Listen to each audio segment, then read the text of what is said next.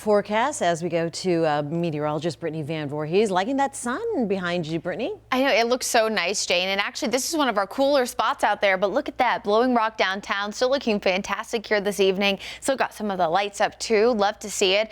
Temperatures there, of course, this afternoon were a little bit chillier. It's currently 37, feeling like 31 respectively. About 10 degrees warmer for the rest of the Charlotte area. But everyone tonight is going to be feeling a little bit chillier than we have been as of late. In fact, you can look at our overnight temperatures here, already in the upper 30s by 11 o'clock. We will hover around the 30-degree mark, if not a few spots in the upper 20s tomorrow morning right here in the Charlotte area.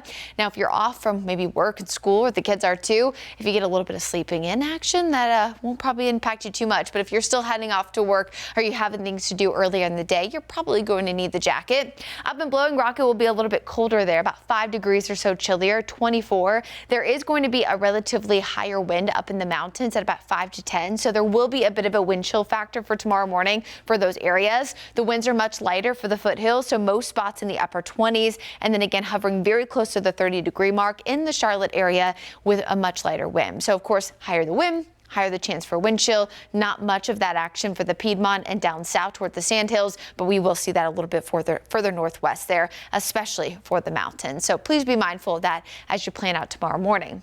Now, of course, it is President's Day. That is the holiday on Monday, and you can see we start off chilly, but a lot of sunshine in the afternoon will put us in the upper 50s. We actually broke today a 26-day streak of highs at or above average, but we're pretty much warming right back up to where we should be by tomorrow. So it didn't last too long. So if you were not a fan of today's afternoon temperatures, no worries, tomorrow will be better. 10 o'clock, we're looking at mid 40s, upper 50s to close to 60 for a few spots by the afternoon. And again, if you do have time to get out and about tomorrow, it is going to be very nice, but we have more nice days in the forecast over the next few days. Something that's not so nice, though, is of course the pollen. Because we have been so warm so far this February, we have seen an earlier start to pollen season than we typically do here in the Carolinas. We're about a month early. It is not the earliest start to pollen season ever. Actually, that goes to February of 2023 when it was the earliest start ever. And of course, the warm temperatures are mostly to blame. We will see a slight dip for tomorrow because today was a little bit cooler. When that warmth isn't around, the pollen levels aren't quite as high. But as we warm up slowly throughout the week, you are certainly going to notice that change. And that warm up actually comes ahead of our next approaching storm system. As you've probably guessed, as of this time of year, it's very typical to see these constant cold fronts that come in. We're cooler, we warm back up, we're cooler again, and that's exactly what we're looking at as we end the upcoming work week. None of that action in the next few days, but at least by the end of the week, we will have some changes. So here's your expected rainfall the next 5 days. There you go. 0, 0, 0. 20% chance Thursday night, and then our next chance of rain comes in on Friday.